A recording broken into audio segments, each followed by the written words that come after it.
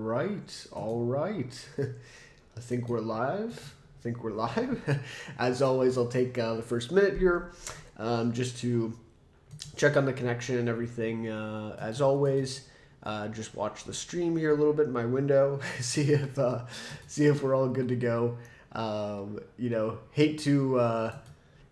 Hate to go ahead and, obviously the connection's not there, the audio's not there or anything. So obviously we just take our time here at the beginning. Testing.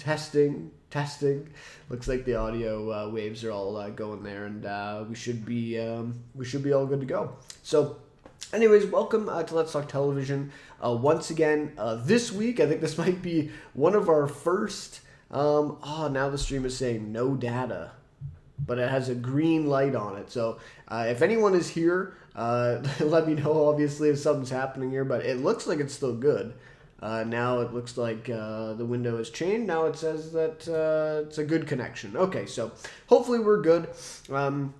I don't know why it said no data. Sometimes it does that for like a second, but it looks like it's okay now. Looks like it's good. So anyways, we'll proceed. I'll just keep an eye on it for the next minute or so. But anyways, like I was saying, right? So it's the one of our first times we've done this. A weekly, this is a weekly live show, but usually I don't have enough to talk about every week. But this week I thought there was just enough. Gonna put together a show here, lots of stuff to dive into. Not any massive kind of like big profile stuff per se, but some stuff that I'm really interested in and I wanted to talk about this week with some news. And then obviously the main topic for this one will be our most anticipated TV shows of summer 2025, right? So this was a great time because today's May 28th. Right, or almost May 29th now, and so it's summer effectively June 1st, right, or I guess like technically it starts June 21st, I guess, right? Technically that's the summer time, but anyway, so for television's sake, it's usually about June, mid-June there, and then till basically the end of August or September, and then you get into obviously the fall schedule with the networks and all that stuff. And so that just kind of gets all lumped in with the fall TV. But anyways, so because of that, I thought it was a good time, to look forward to a lot of the shows that are coming this summer. And by no means is this, everything like that's possibly premiering in summer. I did find an article from AV Club, which I did link in the description below.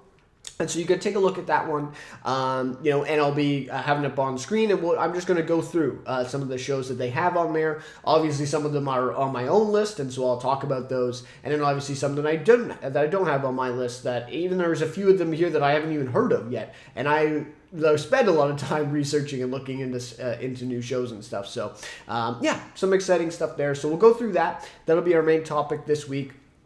Kind of get us hyped. Hopefully, in some ways, for the summer TV that's to come, and then of course news topics as well, which I've linked all in the description as well, if you want to follow along with any of those articles there. So, anyways, that'll just about do it for our kind of plan here for this week's episode. Let's Talk Television. It's looking like it's good right now. It's still saying good connection. All right, so I think we're good to go. I think we'll go forward here with everything, and the audio is looking like it's still good. Testing. All right, so let's get into things then.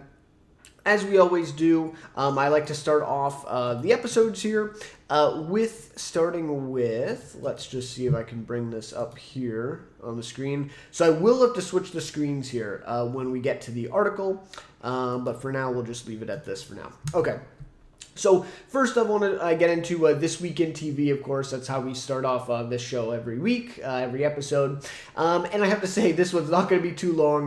There are no new shows that I've checked out. I checked out Duster last week and did a review for that one. Nothing like that.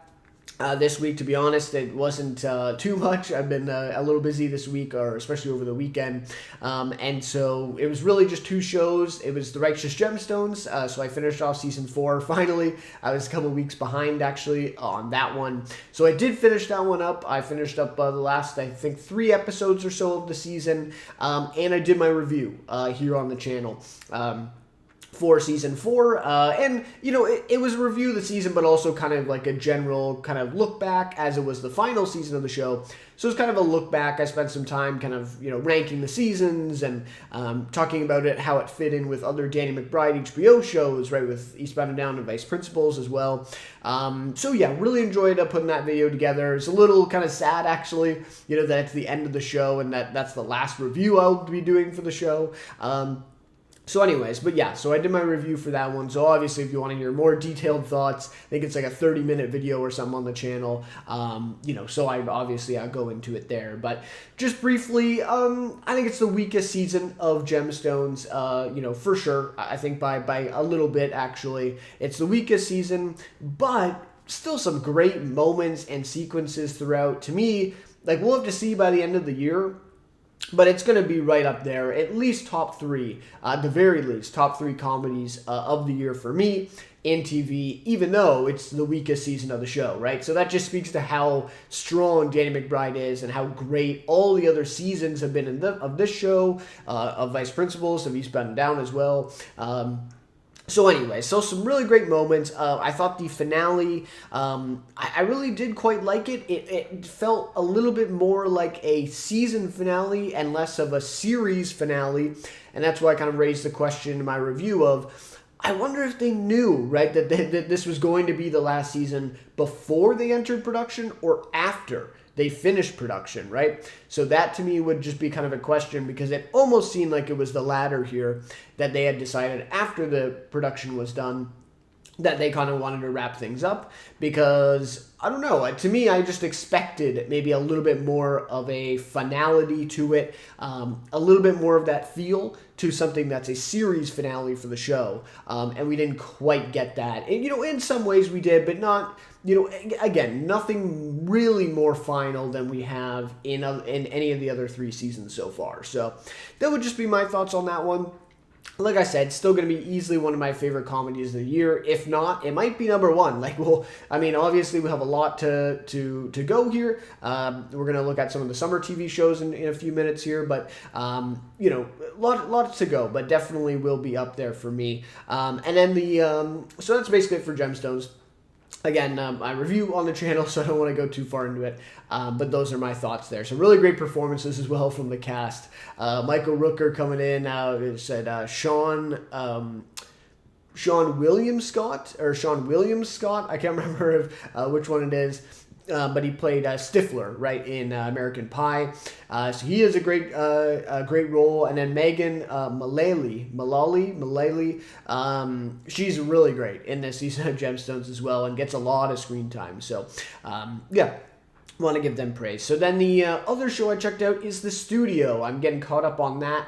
Hopefully I'll be doing a review for season 1 in the next few days. Hopefully, I'll be catching up with that one. That's another one, kind of like Gemstones, that just I fell behind on, and I did keep up with it for I think 5 or so episodes, but or maybe 4, because I just watched I think episode 5, a few days ago, right, a couple of days ago now, as part of kind of the weekend TV that I'm talking about. So so I don't really have much thoughts on this show, but I did want to include it here. I did check out an episode, or maybe 2 episodes now that I think about it. But anyways, really great episodes. There was one that I had to watch with Olivia Wilde, and it was kind of like this neo-noir detective story, of finding the missing reel that Olivia Wilde, hid from them as the director of their new film. So really like that one, and it's just so much creativity, so much originality to it that I really love and really respect. Seth Rogen, Evan Goldberg. For doing, with The Studio. I think it's been really great so far. Again, I have not seen the last, 4 or so episodes, or maybe 5 now, but I've seen some of the stuff of the Golden Globes episode, and so I'm really, really looking forward to getting there, and like I said, probably doing a review for the season. The one thing, though, that I still kind of come back to, in the way that it was kind of marketed, and the way people were buzzing and really talking about it when it first came out, I still am not quite on that same wavelength with it, where, people were saying it's a brilliant kind of critique, or kind of, commentary on Hollywood, and, kind of poking fun at it and this kind of satire, right, to it. And to me, like, I really like the show. I think it's really great, but not necessarily in those elements, especially like after episode 1. Yeah, I think it was episode 1 that was like, going into the Kool-Aid movie and stuff like that. But a lot of these episodes since then, and again, maybe these later episodes go back into that. I haven't seen them yet. But since then, these last few episodes have been more so just kind of self-contained, like I said, this last one was kind of like a neo-noir style to it, where it was kind of like a detective mystery, but obviously still being really funny. It's a comedy at the end of the day. So yeah, I don't quite see the level of satire that maybe critics or people who had seen it at the time really lauded it for. To me, again, like I just constantly want to compare it to the franchise that came out last year, because they've come out so close together and they were really kind of marketed as the same type of show, really satirizing current Hollywood. Obviously the franchise was more about superhero movies and that kind of genre movie making now, or blockbuster movie making. But to me, the franchise was a little bit more, that satire, of that critique, whereas the studio is doing a lot of other really cool things that not necessarily fall into that world. And maybe that's just me. Maybe I'm missing some of the, nods and comments throughout these episodes. But that's just from what I've seen. And I think I like the franchise a lot more than some other people did. Unfortunately, it got canceled, so we won't be seeing another season of it. But yeah, so anyways, those are just my thoughts. Like I said, a little premature because I have not seen the final episodes, and I'm really looking forward to going on this journey with the last few episodes. And like I said, hopefully doing a review for season 1 once I get to the end. And then the next one is Hacks, which I gotta get caught up on as well. Spoiler alert, fell behind on that as well.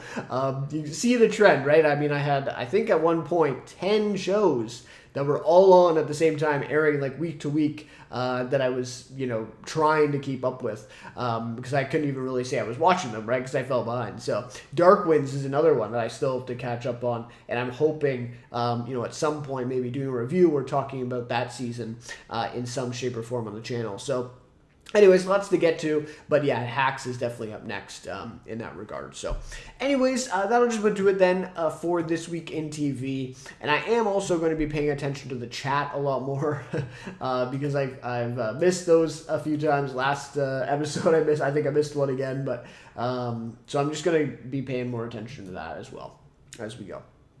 Okay, so with this weekend TV out of the way, I think that just about does it. It was really, just Gemstones and the studio for this week. And then, like I say, Hacks is kind of my next show to kind of catch up on. Okay, so let's get into the main topic then, and that is our summer, most anticipated summer TV shows. Let me see if we can... We'll have to switch screens here because I'm going to actually, talk with the article up there as well. So let's see if I can do that here. And we'll go ahead and switch it. Okay. So I think we're good. I think we're okay. I tried to, get this all sized up so we'd be good to go. So it looks like it's good on my end. Let me just make sure that the stream keeps up with it. And then we'll get started here. So like I said, this is an article from AV Club. There was tons of articles out there that I found on this, but this one to me was the best one, where it included like the most and also like the higher quality shows that I thought were worth mentioning, and stuff like that. Like there were some articles that were just showing us Netflix shows, and I wonder if maybe like Netflix pays them to advertise their shows. It seems like it, at least. And then we didn't really get any of the other shows on there, so that's kind of what it is. Okay, so we're caught up here with the stream. Everything looks good on this window. Let me just make sure that we can see the window and it's going. Okay, yeah, it looks to be good. All right, awesome. Okay, so let's get into this then. So this is the, like I said, most anticipated TV shows of summer 2025, according to AV Club. But like I said, I think this was probably the best article. There'll probably be some misses here, something that's left out. And another thing I do want to say before we get into the list here is that it is only May 28th or, whatever, end of May. And so it's very easily, or it would be very easy for, more shows to be coming out in July and August that we will, only be getting a teaser for in the next, few weeks or month that we maybe not even know about right now. Or, perhaps it was supposed to come out in fall and so it won't be on this list, but then ends up there ahead of schedule and they do release it in summer. So, lots of, potential shows to still come out. I know Apple is one of them that tends to announce their shows, a long time in advance. So maybe not any more Apple shows this summer, but other than that, I could see definitely some new ones. So anyway, so here on the AV Club article, which I have linked in the description if you want to follow along, it says the next 3 months promise Alien Earth, superheroes, Raphael Bob Waksberg's new series, and more Squid Game and The Bear. So this is not only just new shows, but it's also, of course, returning shows like The Bear coming back and Squid Game and all that stuff. So, I'm not going to go through here. Obviously, we're just going to go down the list, so that's not really necessary. Okay, so how does this look here? This looks good. All right. So the first show here on the list, and I'm not going to talk a lot about each of these, but just a little bit we'll go into. So Stick on Apple TV Plus. This is premiering June 4th. So this is, I guess, the soonest show or the earliest premiere, if you will, of the summer. And this is one I've had my eyes on for a little bit now. I did talk about this on Let's Talk Television. I'm not sure if I did, a separate video for it. But I did talk about Stick, when the premiere date was announced. Like I said, with Apple, they announced their shows so far in advance. So I'm not sure. I want to say this was like a month ago, maybe 2 months ago on Let's Talk Television that I talked about this series. There is an official trailer. Obviously, I'm not going to play it now, but if you want to check it out, again, the article is linked, so you can probably click on this if you like. But it's Owen Wilson, right? So in this sports comedy, a former big deal golfer played by Owen Wilson, who had a Richie Tannenbaum-style meltdown. That's a great reference to Wes Anderson's The Royal Tannenbaums, film, right, that he's in. So that ended his career, gets back in the game in order to mentor a young talent. And then it says 4v Ferrari co-star Jason Keller created the series, which at least in its trailer does look a tad like a movie idea, stretched out into an Apple TV Plus show. Mark Maron, Mariana Trevino, and Judy Greer round out the cast. So interesting to see a name like Judy Greer. I feel like she was, kind of involved with the whole Owen Wilson, Vince Vaughn, who else is in there? Like maybe a Jon Favreau, if you will. Who else am I missing? Will Ferrell. Like just that group of them, right, in the 2000s. It feels like she would be a part of that, or she was in a couple films with them. So that's interesting to see that name as well in this. So yeah, interesting, 4v Ferrari, I saw that film, I thought it was quite good, got nominated for Best Picture, so that's interesting to hear that Jason Keller, the writer from that, is the creator here. The only thing that was kind of holding me back a little bit when I talked about this a couple months ago was it is kind of, advertised, and it's been said, in some of these synopses that I've read, is it's kind of like a feel-good, comedy and this. And to me, again, Ted Lasso, I would think would be considered something like a feel-good comedy. And a lot of people, really love Ted Lasso, and I completely understand that. To me, maybe that's one of my hottest takes. I don't know. I've seen the first few episodes of Ted Lasso, and it just doesn't do anything for me personally. I don't know. It just didn't get me, and maybe I should have given it a little more time, to be fair. But I think it was like the first 3 episodes or something. That's usually my rule with shows. I give it 3 episodes, and then I take off if I'm not getting into it. So anyways, that's just my feeling. And so that, to me, was a little bit of a reservation there for just me personally on feel-good comedy on Apple TV Plus, right? So you see the comparisons there. And I do think that they are going to really kind of lean into the Ted Lasso comparisons here with the show. Obviously, because Ted Lasso was so successful. And, again, speaking of that era with those movies, Jason Sudeikis, right? One of those movies, what was it, Hall Pass that he made with Owen Wilson? I think that was the 2 of them.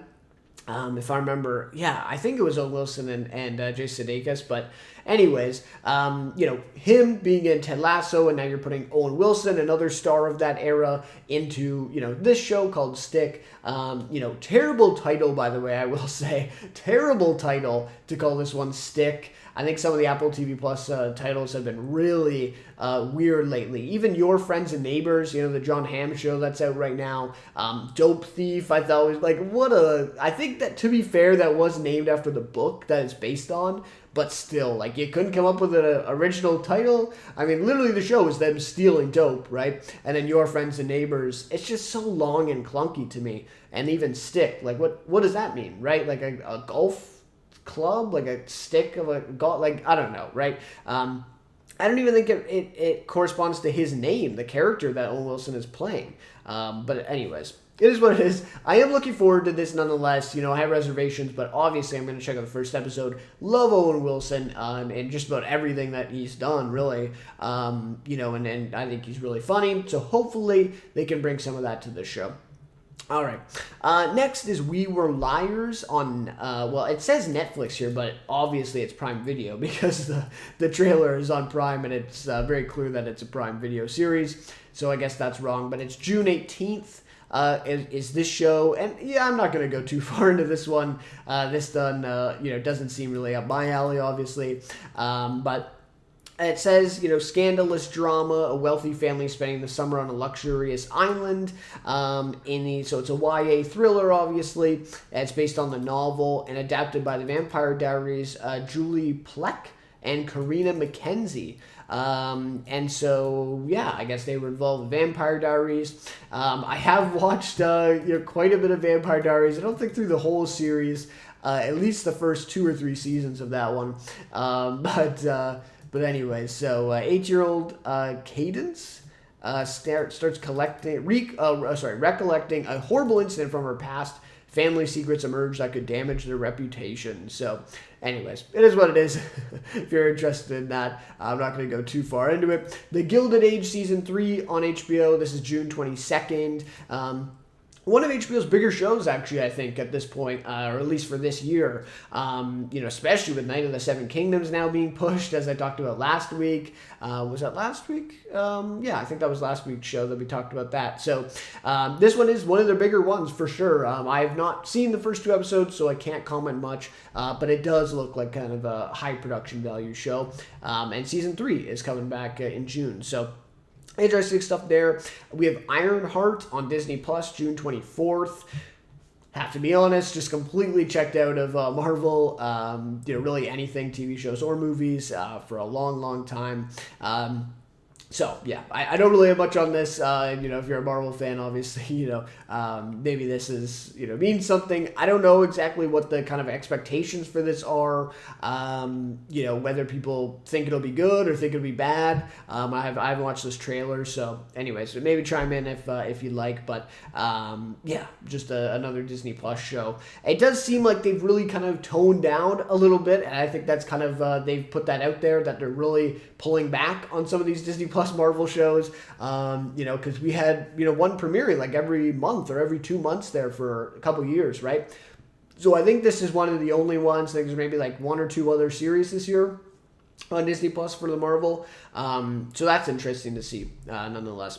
Okay, so probably one of the biggest, or the biggest, at least returning show is The Bear, right? So Season 4, and this was just announced recently, I think last week, that it's coming back June 25th on FX. And to me, we'll just read this. So the reviews are in on The Bear in the 4th and potentially final season of Christopher Store's. That's interesting. Potentially final season. I wasn't aware of that. Big Art series, at least from the trailer, they seem to be positive to mixed. Carmi and co. will surely deal with all of that and the threat of Uncle Jimmy pulling funding for the Chicago fine dining spot over these next 10 highly anticipated episodes. So I'm not caught up with The Bear. I think I am on season 2. I think I finished season 1. And then I got to season 2, so I'm not caught up with it. So I can't really comment on the next season, but I do know that season 3 kind of got a little mixed, reactions from people. Maybe that's putting it lightly. I think some people were really disappointed with season 3, at least in comparison to the first 2 seasons. So we'll have to see how this one comes out. I do have to really give them a lot of credit. They've been putting out a season a year and very consistently over the last 4 years now. So yeah, had to give them a lot of credit in that regard. And to me, my 2 cents, and, I am putting together a new video, on the channel, hopefully in the next few days, maybe a week or so, that I'm going to be kind of going into a little bit on this kind of, main characters. I've talked about anti-heroes as well in a separate video on the channel recently, and I want to get into a little bit more of this, and I think Carmi, and just the bear as an extension, is one of the only, honestly, is one of the only shows, on right now at that kind of prestige level with a character like that, with a main character who's complex, and, it's not necessarily like a genre show or an ensemble cast. It's an original concept from Christopher Storer, so it's just such a unique mix of really great ingredients, in my opinion, for a show. We just don't get these that often anymore with all the IPs and all of the, stuff, all these reboots and spin-offs and all this stuff. So, it's really great to see, the bear, and I really hope that, if this is the last season, I hope it's really great, but I kind of secretly am hoping that it goes on a little longer, because I think, hopefully it shows that we can have more original shows like this with great characters like Carmi, played by Jeremy Allen White. So anyways, we'll have to see, how it does, and how this season is received for sure. Okay, so we're just going to check the chat here, make sure that we're not missing anything. We're good here as well with this. Okay, we're all good. All right, so that's The Bear, and then we get Squid Game Season 3 on Netflix, June 27th. So this was interesting because Season 2, they filmed both these at the same time, right? Squid Game, Season 2 and 3, and so Season 2 just came out in December, I think, and then now 3 is coming out in June, and I do recall some people talking about Season 2 and saying, the ending of it, like, thank God this next season is coming, like, in a few months, because it was a very kind of, cliffhanger ending, I think, or a very, incomplete, feel to that ending. So, I have not watched Squid Game. Even, the first season, when it was really big and was really catching on, I don't know, I guess I just kind of missed it, at the time it was on, and so I just, kind of missed the big kind of uproar about it, and then since then it's kind of been, it hasn't been kind of a priority as much, and I can't remember, when did that come out? I think 2021, I want to say, for Squid Game, the first season, or was it 2020? I think it was made 2021, but anyways, so it was a long gap, anyways, between the season 1 and 2, I believe. Yeah, it must have been in 2021, I think. So anyway, so almost like a 3-year gap, right? And then, obviously with season 2, you just, the reactions to it, the buzz about it was just completely different. I mean, it was way up here. It was the biggest show on in 2021 when the first season came out. And by the time season 2 came out, I mean, it was way down at the bottom almost. Like, it was just not anywhere close to what it was. Why Netflix would have even thought it would be, I don't know, right? But anyways, that's what it is. So season 3 is coming, and then, it's obviously the end, right? It's the last season, as they say, the third and final season. And so, hopefully it'll wrap it up, satisfying ending to that one. So, all right. So then we have Smoke on Apple TV+. This is June 27th, and this is Taron Egerton. So it says it's the creator from Blackbird, right? The one with Taron Egerton and Paul Walter Hauser, which got some awards buzz, but I got some Emmy nominations and stuff, but I don't know. When I was thinking about watching it, back when it was when it came out, and, some of the reactions I saw and some of the people, talking about it, like, it was just not very good. Like, some people thought it was laughably kind of bad at times. So anyway, so I didn't watch it. I didn't check it out, but I definitely, saw a lot about it. I really liked Paul Walter Hauser, and Taron Egerton as well. So, good for them that it was successful in that way. But anyway, so Dennis Lebain, I guess, is the Blackbird creator. and he was a writer for The Wire, so that's a really great credit there. And Taron Egerton and him are joining up for another Apple TV Plus, so it's a mini series as well. Egerton's arson investigator and a detective, played by Journey Smollett from Lovecraft Country, dig into a series of fires in the Pacific Northwest. The 9-episode project also includes turns by John Leguizamo. Ooh, really like him. Greg Kinnear, also really like him. Neter Mawine and Veep's Anna Chlumsky. Chomsky, something like that, however you say the name there. But yeah, so this sounds interesting. I'll probably check this one out.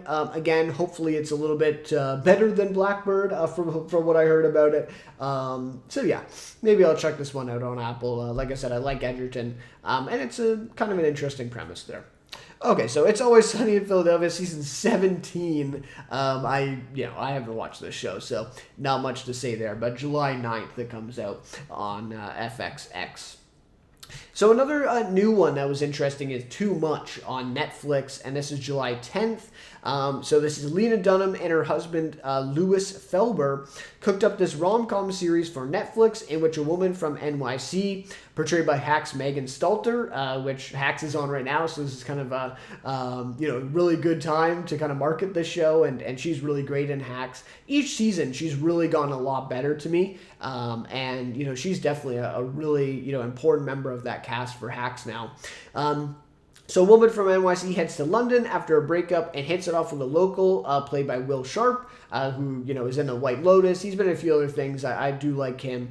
The show also features Emily Ratajkowski, Adwa Aboa, and Rita Wilson, as well as girls vets Andrew Rennells, and they always welcome Richard E. Grant. So interesting stuff there. The cast is interesting, to say the least.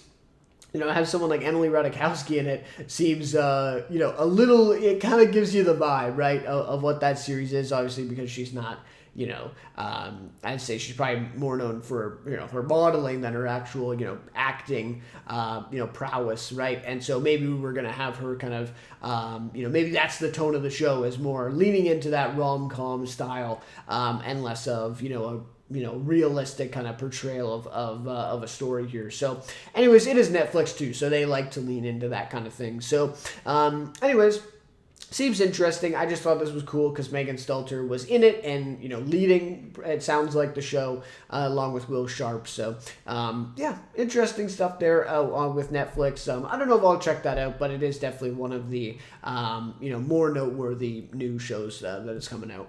All right, so then Dexter Resurrection. Yeah, too much, yeah. Dexter Resurrection on Paramount Plus, July 11th is coming out, and they say you can't keep a good fictional serial killer down. And so Dexter Morgan makes a bloody return in another Dexter continuation after 2022's New Blood. In Resurrection, which takes place weeks after his, well, now we're just going into spoilers here, so maybe we'll halt on that. But obviously, if you're interested in this show, you've probably seen New Blood, and you've probably seen the whole series of Dexter as well. So, anyways, it is what it is. I'm not, a huge Dexter fan. I haven't seen through the whole original series. I did, was kind of in the know, of New Blood and what happened and how disappointing it was, and obviously how disappointing the original finale was for Dexter, the series. And so they're kind of 0 for 2 right now, and so looks like they're taking a third try at giving a good ending, and probably not even an ending. Like, it has, I think it's been, out there that this is going to be multiple seasons long, the show, or at least that's the plan, especially given the success of New Blood and Dexter Original Sin as well, or I think that was earlier this year. Dexter's on fire. There's still a lot of fans that are really into this, that really are going to show up and watch it. So, yeah, sounds, interesting for sure. I think some people are willing to give it a shot. Maybe some people have already given up. But, Michael C. Hall's coming back. It seems like it's kind of a big series here for Paramount Plus. So, anyways, that one's coming out July 11th. This one, Untamed, on Netflix, July 17th.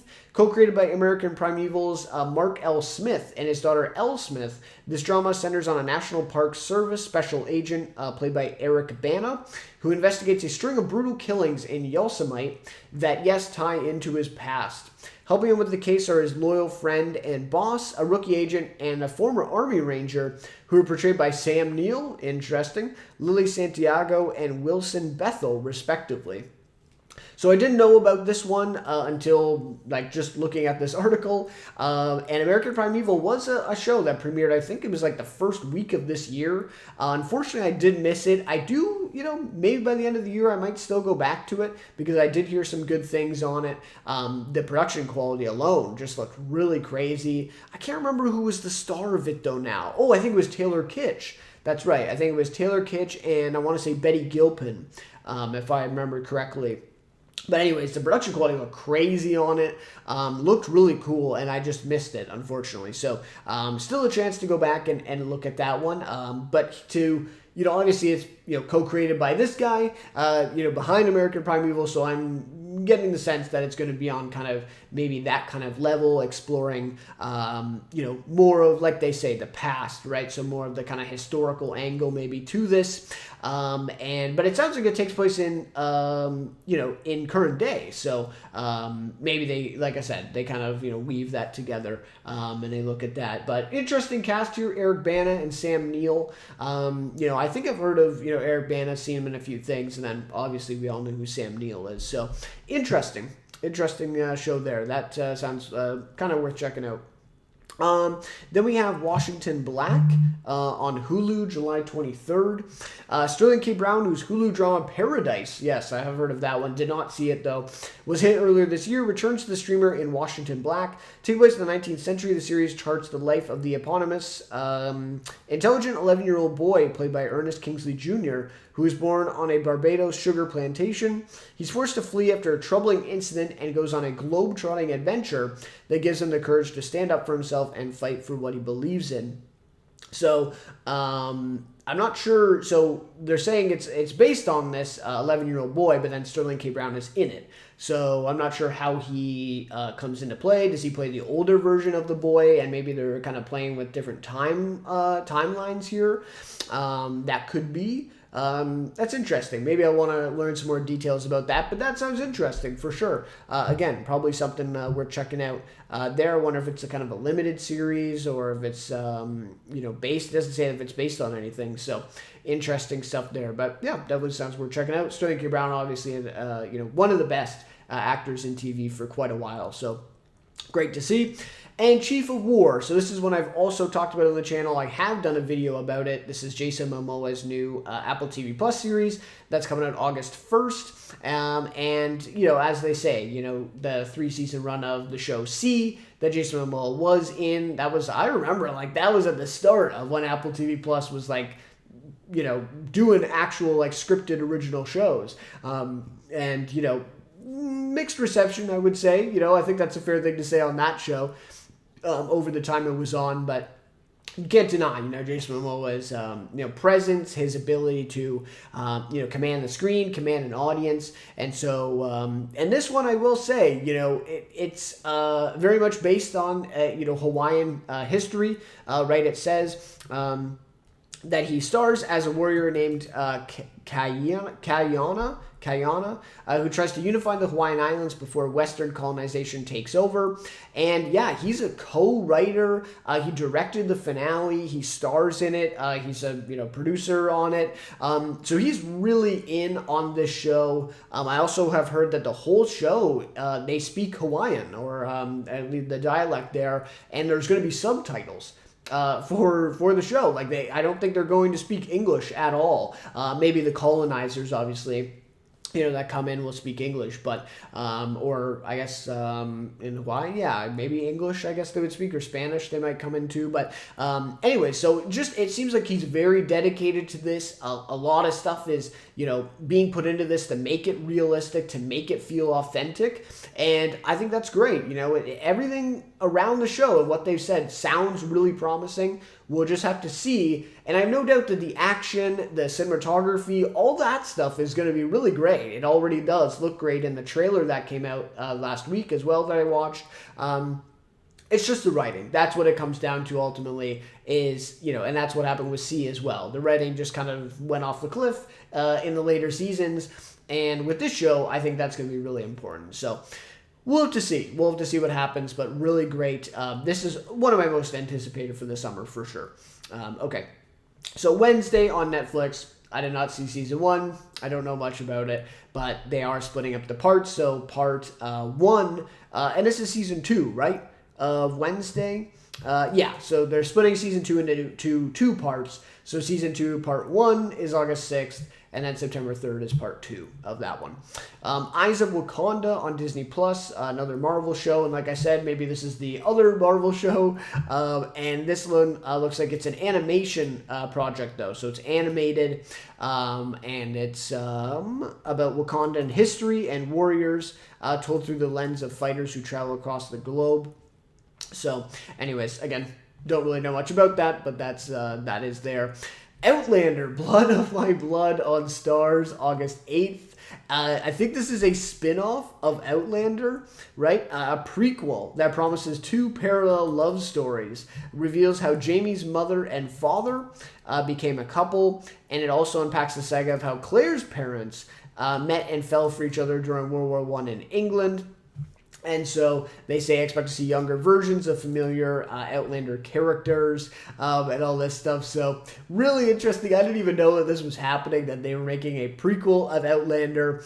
Does this mean that Outlander is over now? Has it ended? I'm not sure on this one, I was following it for...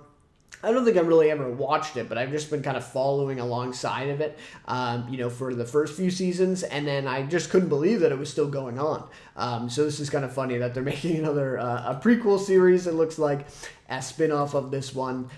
This is what Starz is. I mean, they have doubled, tripled, quadrupled, whatever the 5 is, to double down on all of their, Power, now Outlander they're doing.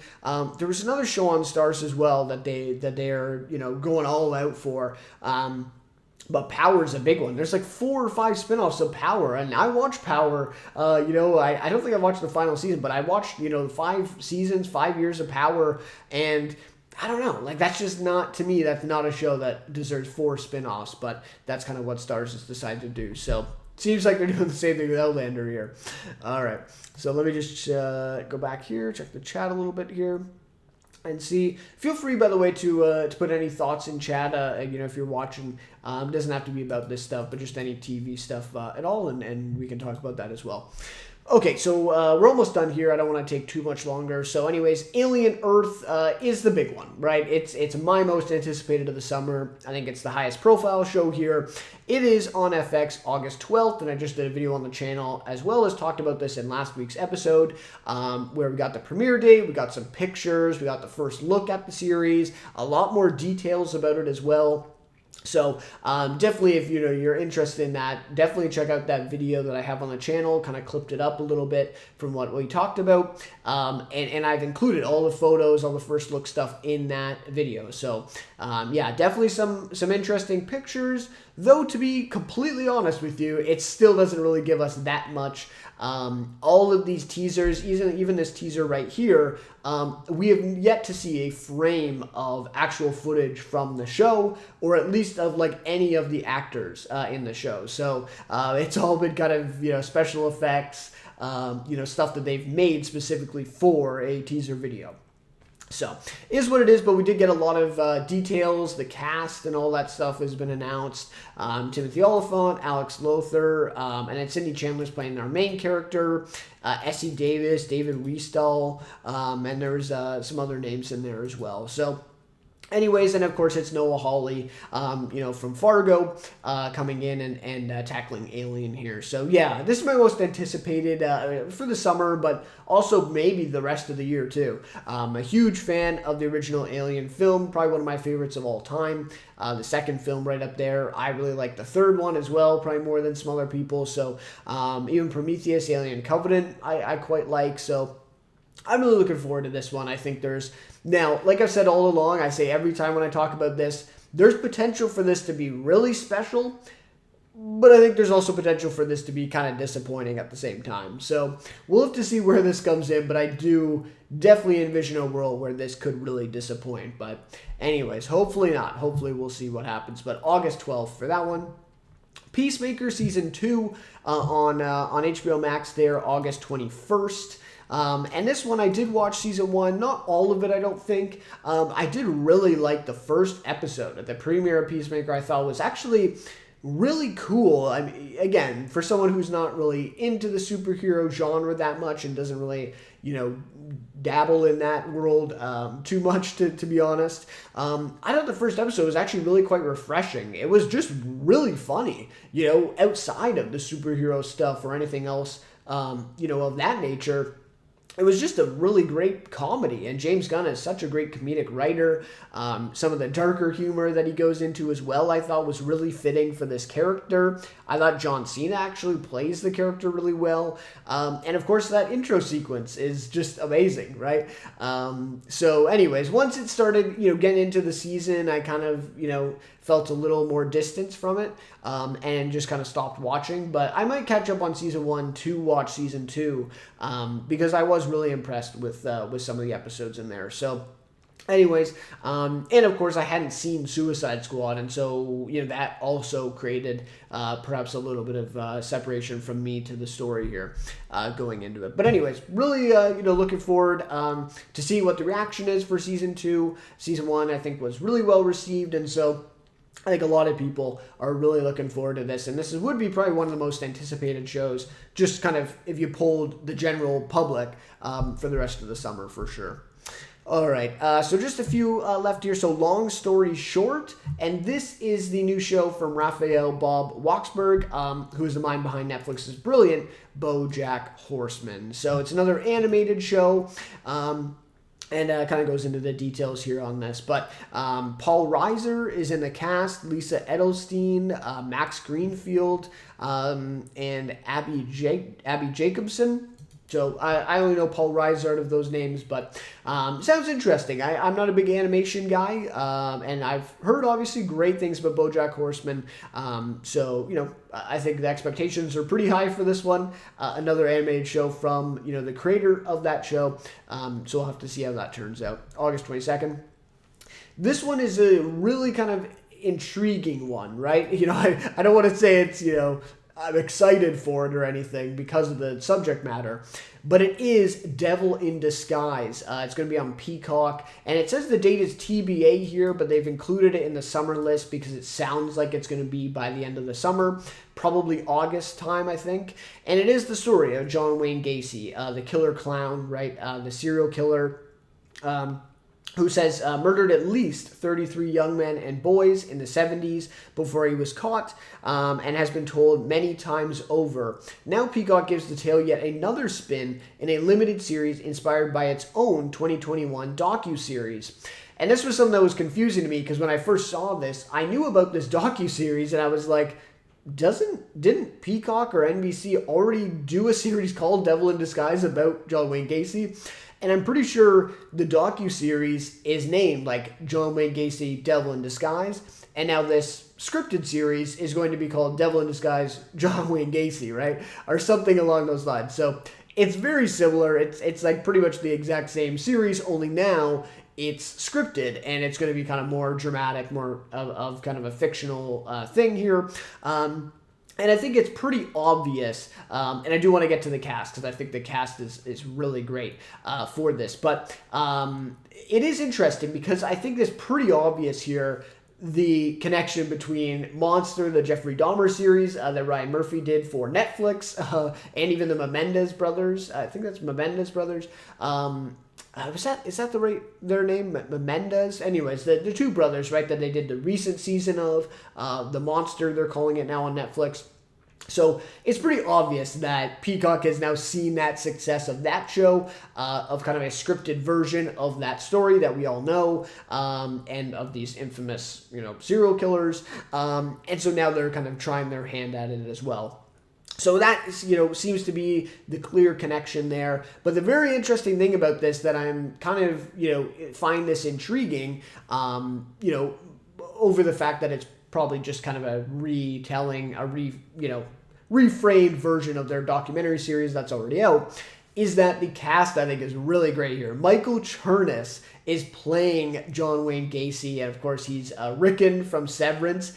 And you look at the pictures of these two men, I think it's a great casting, like a really great casting, where they could have went, a different way. Because I think it's like Evan Peters, right, who plays Dahmer. And if you look at it like, okay, right, like the way they do the makeup and that for the series, okay, he looks like him, I guess. But obviously it's Ryan Murphy. Evan Peters is one of his favorite collaboratars, and he kind of just threw him in as playing Jeffrey Dahmer, right? But Michael Chernus is not that big of an actor, right? Like I think Severance is like his biggest credit by far. No shade there. Just personally, I think that's true. So the fact that they still went with a guy like that, though, who's not the biggest name, but is a really great actor, he's really great in Severance, and he looks the part, right? And I just really love that casting. So Michael Chernus is playing John Wayne Gacy here, and then Gabriel Luna, James Badge Dale, who's from the Pacific, love him in that show, and Michael Angarano co-star. So I really like the cast here, and I think Michael Chernus, playing these serial killers, look at, Evan Peters, the awards and all the buzz that he got. So I think this is really a great chance for Michael Chernus to kind of blow up and kind of break out, in this series. So, and we know, serial killers still tend to be so popular, right? All these stories, like I said, just look at the Netflix success of the Jeffrey Dahmer and now the Menendez brothers, they're unbelievably successful, those shows, even though they're depicting, the worst horrific, crimes and people that have existed. So it is what it is, right? It is what it is. So anyways, I do want to check this out, though, when it comes out, because I think the casting is really intriguing with that one. All right. So just going to check the chat here, and we're almost wrapped up on the summer shows. All right. We're doing okay for time. Okay, so then they just list some more summer premieres here. They don't do a kind of a write-up for them. But yeah, so The Devil in Disguise is the last one, it looks like. So in terms of the more summer premieres here, Resident Alien season, they say 3, but it's 4. Resident Alien season 4, and it is going to be on USA Network, actually, on June 6th. So that's just next week. Unfortunately, I'm not caught up with Resident Alien. It's really unfortunate because I do really like the show, but I just kind of fell behind. I might try to catch up and try to watch the season here. But I do really like the show. But anyway, season 4 is coming out. They go through a few more here. The Waterfront on Netflix stars Holt McCallany. That looked kind of interesting. So I'll keep my eyes out for that one, June 19th. They have an AMC show here I'm not sure on. Foundation Season 3. Really shocking that they didn't put that in the main list here and do a write-up for that show, because it's a pretty big show on Apple TV+. Summer I Turned Pretty. Star Trek Season 3, it looks like, on Paramount+. Acapulco Season 4 on Apple TV+. And what else? What else do we have? Invasion Season 3 on Apple. That's coming in August. Platonic, Twisted Metal on Peacock. The Sandman, Season 2, Part 2. What else? I think that was pretty much about it in terms of these summer ones. It seems like I did see another one that I feel like they're missing here. But I'm trying to think. Like Alien Earth, Chief of War, Stick, The Bear, and then we had, there was another one too, but maybe they had mentioned that one. Resident Alien, maybe that's what it was. Peacemaker, that was on my list as well. So yeah, I think that's it. I think they've really, they've captured a lot of the main ones. And like I said at the top, there are still, probably many shows that could still come out in the summer, right? That we just don't even really know about yet, or haven't seen teasers for, hasn't been confirmed, anything like that. So anyway, still lots of potential here, but overall, seeing this list and everything, it's not the most impressive summer that I've ever seen for TV. I'll just say that. But it's also not bad either. I think, we have a lot of potential for some good shows. If Alien Earth turns out to be, really great, that's enough for me, for the summer to time me over. Stick with Owen Wilson coming out next week seems good. The Bear, obviously, we'll see how that season's received. So, yeah, there's lots of, interesting shows, some of these. Washington Black on Hulu, Chief of War, so yeah, some Peacemaker, so some big shows here that are coming this summer, lots to look forward to. So that'll just about do it then for our most anticipated summer shows of 2025. Summer here coming up, so we'll go ahead and switch screens back to here. Is that the right? Yeah, that's the right one there. All right, so we'll switch back here. All right, so that'll just about do it there. So now we'll get into our news for the week here, and we have four things to talk about. The one is probably just going to be a little short, though, once we get into it. All right, so let me just check on the stream here. Everything's good. Let me just check the chat as well. Just keep up with that. All right, and so we've switched the angles here, and we're all looking good here. Okay, all right. So our first piece of news, and this is one I really did want to talk about. This is from the Hollywood Reporter, and obviously I've linked this in the description if you're interested in checking this one out. So, Yellow Jackets buzzes to a season 4 renewal. This one is from the Hollywood Reporter, this article. And this is an interesting one because I just talked about it, I think, last week on the channel, or maybe it was in my review for season 3 that I did here on the channel not too long ago, obviously, with it ending. I did mention, I'm like, season 4 hasn't been renewed yet, though, right? Like, everyone's talking about it, and I talked about it in my review, right? Of all, the future of the show, what we're going to see in season 4 and all this stuff. But then as the weeks went on, I was like, it's still not renewed, is it? Like, is there something going on here? Is there a story to this of why it's not renewed yet? And all of that was pretty much put to bed with the news that came, I think it was early last week, or maybe like 5 days ago now, or something like that. That it did officially get renewed, and Hollywood Reporter has reported it. So, since your Paramount Plus with Showtime has renewed the hit survival series created by Ashley Lau and Bart Nickerson, following a season 3 finale that was full of revelations and courted a still buzzing audience. Production dates are set to be announced soon. The season 3 ender, which streamed April 11th and aired 2 days later on the Showtime cable channel, became Paramount's most watched season finale, with 3 million cross-platform viewers worldwide in its first 7 days. So that's interesting, and that's another point to this, and I think I mentioned that when I talked about season 4 and the renewal and stuff, was that the ratings for this season were like all-time highs, I'm pretty sure, and it is muddy, though, to be fair. Like, season 1, to me, the buzz, no pun intended, the buzz around season 1 of the show was on a whole nother level. Like, if we're being honest, I will say the beginning of season 2 was, on that level, because a lot of people, had seen season 1, and then we got a bunch of new people who had, caught up with the show, and now we're, coming up for season 2. And then season 2 really kind of lost a lot of people, and I completely understand that. And then season 3, to me, has it, I don't know, just to me personally, from following the conversation from, the Yellow Jackets subreddit and kind of the different discussion places here, it's not been the same. It just wasn't the same as what we got in season 1 or season 2 or the start of season 2. And so in that way, it seemed like, the show's maybe kind of fading a little bit. But in terms of the ratings, that's not been the case, at least what they've said publicly.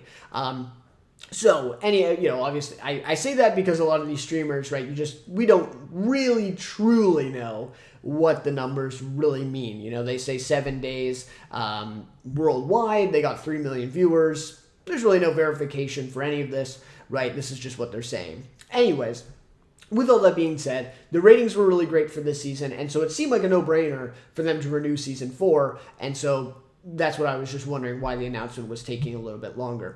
So Yellow Jackets has become a cultural juggernaut, with season 3 shattering all previous records, says Chris McCarthy, co-CEO Paramount Global. Ashley and Bart have masterfully crafted an utterly singular, genre-defined phenomenon, a perfect alchemy of psychological horror, survival thriller, and coming-of-age drama that continues to captivate audiences worldwide, brought to life by our extraordinary, talented, and beloved cast. So, of course, they go into a little bit about this season, a little bit about season 3, some of the adult cast and some of the, younger cast playing the teenagers, obviously. Then they just go on with the creators, Ashley Lyle and Bart Nickerson, and Jonathan Lisco as well is heavily involved as well with the show. So yeah, that's pretty much it from the article here, and I find this a little, it is kind of funny hearing the quote there because. Yes, right? Yes, that is the case. All those things that he said, I do generally agree with. I do think, even to its fault, Yellow Jackets is still, like he said, an utterly singular show. I say that all the time, and I said that with my season 3 review. That there are still elements of this show, still sequences, even if you want to say episodes, especially with season 3 this year, like with the frog catchers. I'll just say that. I don't want to, spoil too much if you haven't seen the whole season or whatever, but there are still moments like that are just unlike anything else on TV right now, to me. And that is something that I will always respect and appreciate if a show can do something that no other shows are doing, right? That's a really impressive level to me, where, to me, I see a lot of other shows that are on right now, especially in the streaming world that we're in. It's just a lot of mid to me, or, this show feels like this show, or, this show was like this show, but it's just not as good, right? Stuff like that. And yes, Yellow Jackets has its faults, which I went through in season 3 in my review, for sure. I do think the season 3 was a step up from season 2, though. I did like the season a little bit more. I think they did improve on some things, but some things are still obviously an issue, right? But I do think there's still a lot of value in the show, and I do think it's a singular show. I think that's a good way to describe it. Now, could it be a lot better? Could it even be more singular and stand out more and be truly one of the best TV shows on the air right now? Yes, right? I think the potential of that was set up in season 1 and kind of teased, if you will, in season 1. And the way that season 2 just played out, especially after the first couple episodes, to me, it was oh, right? That's really disappointing. And then the way that season 3 played out, it was just a reminder of kind of how much potential that they showed in season 1 and kind of how much we've fallen from that point, or at least the kind of expectations that we had for the show just continue to fall short, basically. The actual show doesn't really deliver on those expectations. In fact, it comes in significantly below those expectations. That's been my experience, and just generally seeing the discussion of the show. I think some people are, or I would even say the majority of people are probably more negative on the show than I am. And I was pretty negative on season 2, but I do really like a lot of season 3. So anyways, it is what it is. Season 4, talking about kind of the future of the show here, and I did in my review as well, but I really do think that this should be the last season of the show. I know Ashley Lyle and Bart Nickerson have talked extensively about a 5-season plan. I haven't really seen that, to be honest, especially with season 3. It does seem like this 5-season plan was a little bit of an exaggeration. Just the way that the plot has played out here, it doesn't seem like something that was planned at the very beginning and that they're still kind of delivering on. But having, maybe that's ignorant, maybe it is, maybe something has happened behind the scenes, obviously, that affected that. Juliette Lewis's departure from the show, I'm sure, played a part in that. But anyways, that aside, right, I do think that this, given the fact that we've gotten what we've gotten so far on the show, I think season 4 should be the last season of the show, even if they supposedly have this 5-season plan.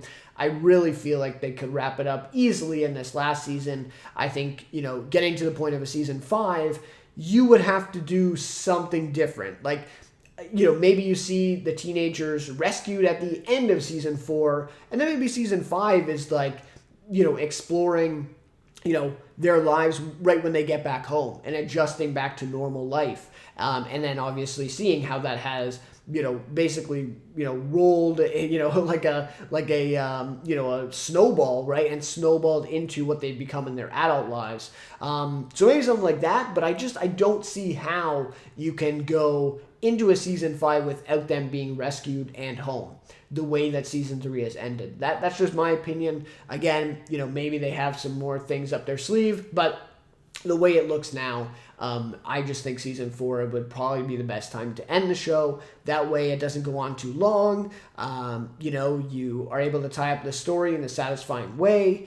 And yeah, I don't know. I think there's still potential here to really get the show back on board and really tie things up in a great way. But I'm not sure that you would be doing that if you did 2 more seasons. So anyways, who knows? Because as we see from this article, the ratings are there. They're really impressed with the show and Ashley Lyle and Bart Nickerson and what it has done for Showtime and Paramount Paramount Plus and all that. So who knows, right? We'll see. If season 4 ratings are the same, I'm sure they'll go with the season 5, regardless of where the story necessarily takes them. But we'll have to see. So anyways, high hopes for season 4 nonetheless. I'm still going to be there day 1 checking out the premiere.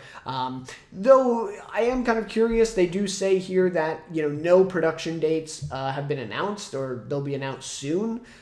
Which is a little bit concerning, maybe, and the fact that this renewal announcement came a little later, that does kind of hint at maybe, maybe 2026, for the next season, maybe end of 2026 or something like that. I think it is better that season 3 was at the beginning of the year this year, so maybe we can get it within a calendar year in 2026, but who knows, right? The way that TV shows are going these days, you just never know. But anyways, looking forward to season 4 when it comes out, hopefully next year for sure. All right. So I'll just about do it then for my thoughts on Yellow Jackets and that season 4 renewal there on Showtime. All right. And like I said, feel free to put any thoughts in the chat or any comments, questions, anything TV related, and we can get into that, even though if it has nothing to do, with the article I'm talking about. So like I said, all these are linked in the description, and I guess we'll go ahead there. So that's pretty much it for Yellow Jackets, the season 4 renewal there. I'm looking forward to that one. All right. So next then is a little bit of a teaser, and this is one I'm not, like I said, I'm not going to go too far into this one because it literally is just a teaser, that was uploaded, by HBO Max on YouTube. It's not really an article that I'm going to read from or go into, but I do want to talk about it. It is the Welcome to Derry teaser, the official first look kind of teaser of this spin-off show of Andy Muschietti's films in 2017 and 2019, I believe, of, It, Part 1 and Part 2. And so I really love the 2017 It. To me, as kind of a horror novice, I'm not that much into horror, at least in the movie space. I do watch a lot of horror TV shows, but in terms of the movie space, it's one of my favorite horror movies, of the last decade or so, or the last 2 decades. I really, really love that 2017 film, and just the world of it. Like, the world that Obviously, Andy Muschietti didn't create. It's obviously based off Stephen King's novel, right? But I just love that the world and the way that it was depicted in the movie. I don't know. I just really like that. The 2019 film, obviously not as much. The whole thing, or at least the first half of it, just felt like a repeating, circle of all these jump scares after jump scares. And then the ending was okay. I think it came together fine, but it was a little disappointing, especially considering kind of the high expectations that you had after the 2017 movie, right? So, anyway, so this is one of my most anticipated shows of the year. I would say probably top 3, because I love that 2017 film so much, and this general story and the world of Maine, Derry, right? And obviously Pennywise, and I just love all the lore here, and so I'm really looking forward to the series. I think this, in terms of just this teaser, it is confirmed now that it is taking place, obviously in 1962, which the 2017 film took place in 1989, and obviously, Pennywise comes out every 27 years to terrorize these kids in Derry. And it has been confirmed, it sounds like, that the show, It Welcome to Derry, here on HBO Max, is going to be 3 seasons, and each season is going to go back in time. So we're going to get 1962, we got to do some math here, 42, so we're going to get, 37? Right? Or it's 27 years, so 35? Is that right? 35, I think, is going to be the next one. And then even before that is going to be season 3, supposedly. That's the plan.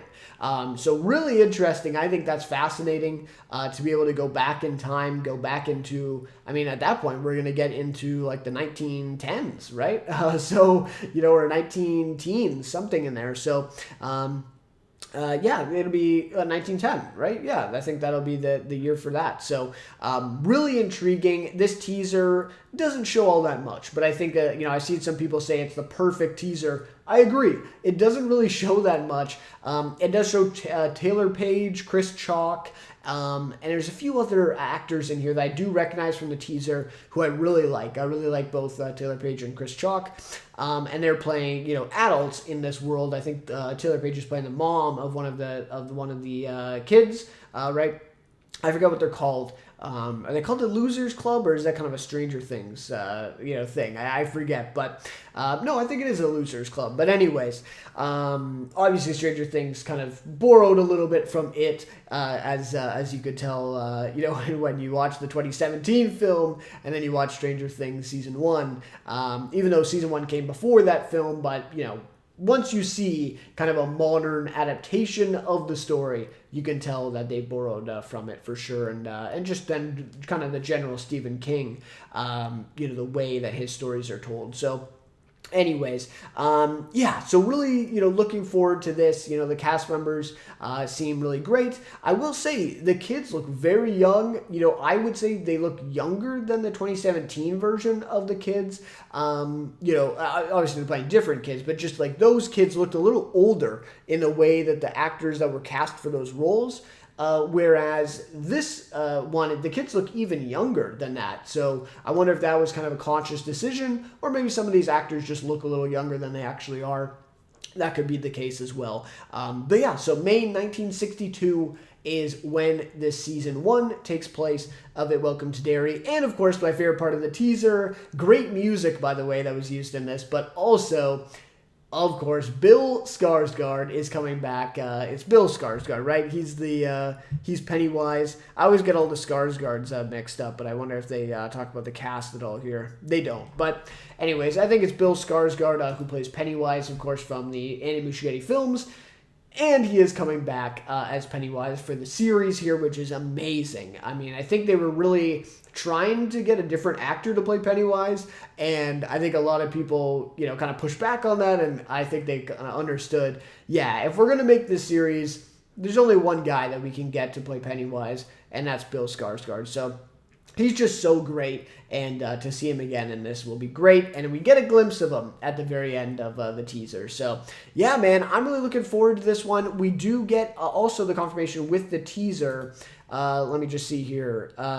It Welcome to Derry this fall. So we get a confirmation of when it'll come out, because I think, some people thought it would come out in the summer, but it is going to be the fall, which is just a great time, right? Great time for this to come out. I would maybe predict maybe an October type of release, right? Getting closer to the Halloween, kind of that spooky time. I think this would be a great, premiere for that time there. So I'm expecting probably like an October release here for It Welcome to Derry. And again, like the Alien Earth show, I think this has potential to be really disappointing, right? Like, I'm not going to throw that out the window. I definitely want to temper my expectations a little bit because I think there's a chance that this could be really disappointing, but I'm kind of erring on the side of it being really good, and I'm really hoping it's really good. So yeah, definitely one of my most anticipated shows, and I thought this teaser was really great, really perfect to set up, the show, not give us too much, but really get us excited for this new season coming in the fall. All right, so that is my thoughts on the teaser here for It Welcome to Derry, and let's check the chat here. All good, looks all good. Okay, all right, so that will just about do it for that one. Now, a couple news things left here. So this one is from Deadline. It is Hacks is renewed for season 5 by HBO Max. So this one, Hacks is returning for a 5th season. Max renewed the Emmy-winning comedy series ahead of the season 4 finale this Thursday. The series has garnered 48 Emmy nominations during its run, including a season 3 win for Outstanding Comedy Series, which, they beat The Bear, right? They beat, was it The Bear season 3 that they were competing against? I believe so, right?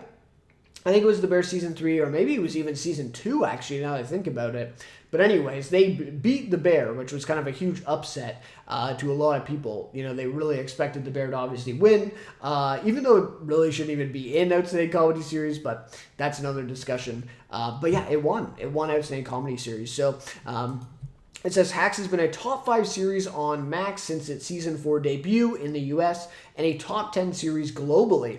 Season 4 has been pacing as the series' best season yet, the streamer reports. And that's a really interesting one. And they kind of go into, the cast of who's joining the cast this season, the creators and all this stuff. So that's pretty much it for the article here, for the details. But anyways, really interesting. This is, as it says, the series' best season yet, as the streamer reports. So that's really interesting to hear. Hack season 1, I think, was pretty popular. When did that come out? I want to say 2021, right? Was season 1. And I remember, it wasn't a whole lot of shows on at that time. So I think it did get quite a bit of buzz from being, easily one of the best shows on, at that time in 2021. It was good. Don't get me wrong. It was quite a good show in season 1, but it also was the fact that not many other shows were on at the time. Just as a result of what was going on, obviously, right? But anyways, season 1 was pretty big, and I think season 2 was pretty big, got a little bigger. Season 3 last year was pretty big, and season 4, I haven't heard a ton of buzz about it, at least not the same type of buzz that I heard for the first 2 seasons of the show. But it's interesting, that maybe, it doesn't necessarily reflect that the buzz is there. Maybe it's just the ratings, the growth of HBO Max as well, more people checking out the series, and, of course, the fact that it won for Outstanding Comedy Series. That obviously may help, the show in gaining some popularity, getting that recognition, and then obviously people wanting to check out the next season. So, and I think it definitely was deserved. I do think that season 3, at times there are some episodes in there that I really liked, that I thought were really impressive. But as a whole, the season actually kind of was a little disappointing to me. There were multiple episodes in there where I was like, there's a potential here, right? Like, there's so much potential for like a really great episode or a really great arc that they're going to take these characters on. And then it always kind of fizzled out to me. I don't want to say always, but most of the time it fizzled out in season 3. Season 4 I've really liked. I'm only a few episodes in, so I'm a little behind. But I have really liked season 4 so far, and I think, to me, it's, like, from what I've seen at least, it could be one of the best seasons of the show, if not the best. So yeah, maybe there is a correlation there. Maybe it's, in terms of quality, just the best season, and so more people are checking it out as well. So anyways, really looking forward to a 5th season, and I was under the impression that season 4 could have been the last season of the show. Like, I thought that was maybe in the conversation because I think it's Paul W. Downs, Jen Statsky, and Lucia Anilio, the creators, also have another show, and I can't remember if it was confirmed to be coming this year or maybe they hadn't gone in production yet, but it was with Kaley Cuoco, and I think it's called Kansas City Star was the working title of it. And it sounded, along the lines of Hacks. It's kind of that celebrity world that they're going to dive into with Kaley Cuoco being the star of the show. And to me, it just seemed like, they're also writing that. So I thought that was kind of be the plan. And they were going to maybe pivot to that show and Hacks would be wrapping up. But it doesn't seem like that's the case. Or maybe they're going to get a season 5 for Hacks. Maybe that will be the final season to wrap things up. And then they'll go on to this next show, and maybe they haven't even gone in production yet on it. So just interesting to see. I am really looking forward to that show and what they'll do with that, because I think they have such a great voice, a great just feel for this comedy, this style of comedy with these types of characters. And so I think it just lends itself really well to another show like that. So looking forward to that one whenever it does come out. But it does seem like, from what I've seen, that this may be the last season of Hacks in a season 5, not 4, but season 5, now that it's been renewed. Maybe this might be the last one, and we might wrap things up. So anyways, we'll have to see what happens. If it is, I think it's had a great run, and obviously we'll have to see how they're able to wrap it up in the last season. But if it's not, who knows, right? The ratings are there. Maybe they want to keep going. And, obviously they could probably do both shows at once. Maybe they won't be as involved with Hacks anymore or something like that, and maybe they'll go on to the next show, but who knows? Who knows what will happen with that. But anyways, looking forward to the Hacks finale this week. I'll be trying to catch up and then hopefully doing a review for it here on the channel once I get all caught up and get to the end of the season here with everybody. So yeah, really looking forward to the rest of season 4 here, and obviously looking forward to now season 5 of Hacks, probably coming next year, hopefully. They've been pretty good with giving us a season each year, so looking forward to that one for sure.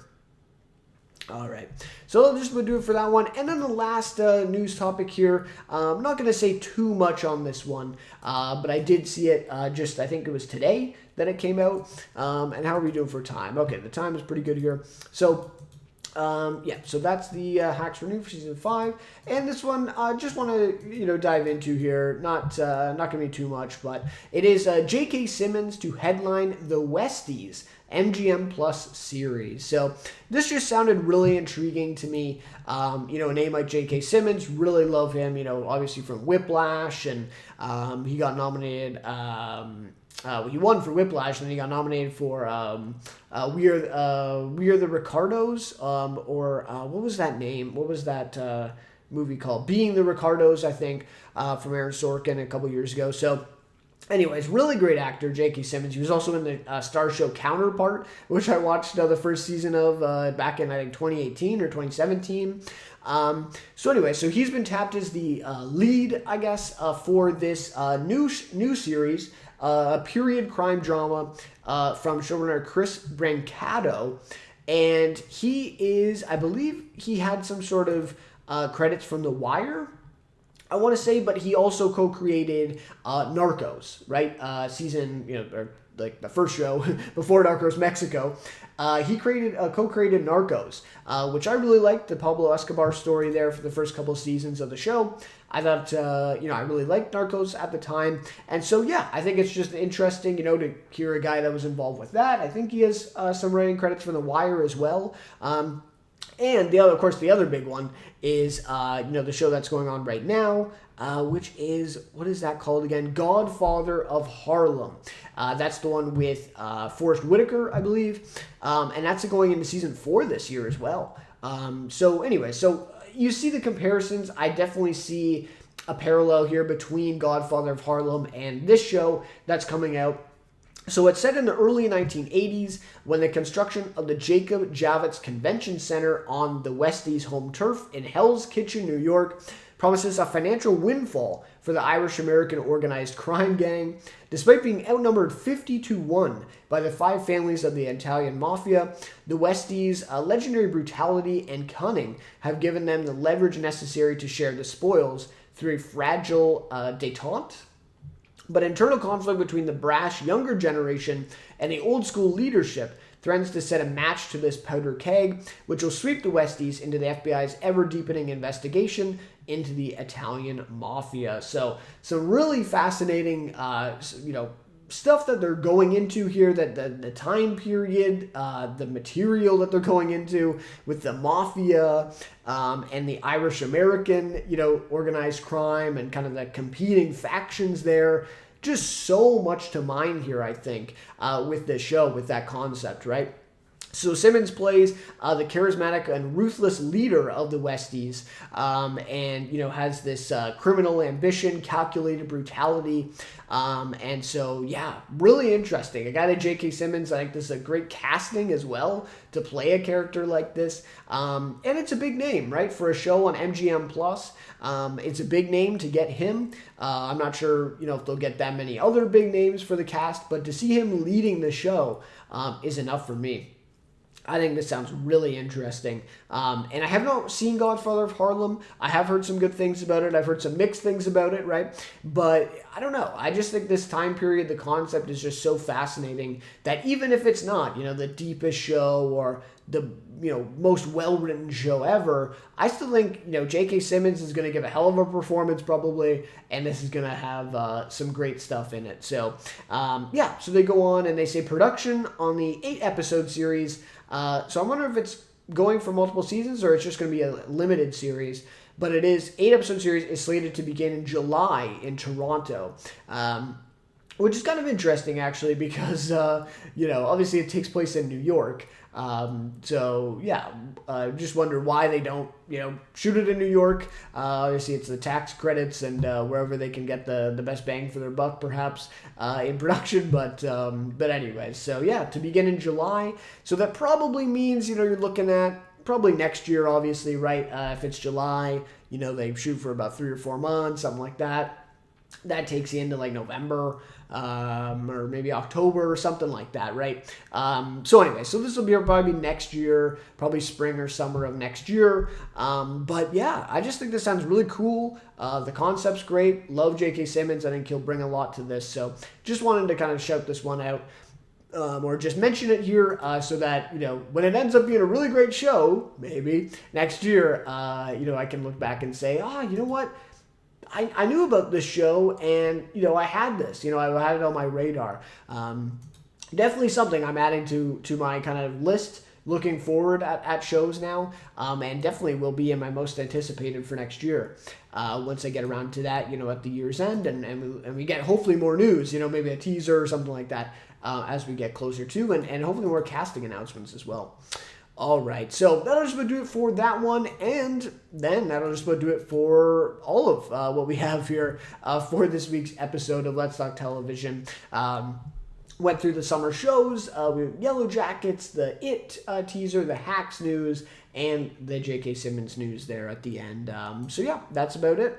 That's all the news that we had this week, and all the stuff. So, anyways, just gonna do one last chance for the chat here as well before we call it quits on this episode this week of Let's Talk Television. And we did go a little longer than I was planning, but that is what it is. All good stuff, and really enjoyed this weekend looking at some of the shows for summer. So. Anyways, going into next week then, so the Owen Wilson Apple show that we talked about in this video already, definitely be looking at that one, and, probably doing a review. I think it's like the first 2 episodes release on the same day, I want to say. And so if that's the case, then I'll do a review for the first 2 episodes, something like that. We'll talk about it on Let's Talk Television probably. So that's definitely coming up. But other than that, nothing too crazy in the next week or so, I don't think. Obviously, we'll come back, talk a little bit of news about some shows, renewals, cancellations, all that stuff like usual. But I think that's it, and then obviously I want to catch up on the studio in the next few days, do my review for season 1 of that, Hacks, catch up on that season, and do a review, maybe, probably do a review for season 4 of Hacks. And what else? Your Friends and Neighbors is coming to an end close here, so I might do a review for that one. Yeah, so, more reviews definitely coming on the channel in the next little bit. And I did kind of talk about that earlier, but I am going to do a bit of a longer video. I don't want to spoil too much, but yeah, it's going to be a fun one. Kind of looking at anti-heroes, a little bit more on what I did in that other video earlier this year. Really enjoyed putting that together, and so it's going to take a little bit of time to put it together, but really looking forward to it. So hopefully the next week or so, that one will be coming out too. But anyways, I think that's it for this week for Let's Talk Television. So thank you, everybody, for tuning in. I see we have quite a few people who stopped by, so thank you for that. Yeah, that'll just about do it for this one. So anyways, guys, take care, and we'll see you maybe next week, hopefully. If not, probably the week after, whatever, when there's enough news to talk about. But anyways, that's just about it. So we'll see you guys then later. All right, take care. Bye-bye.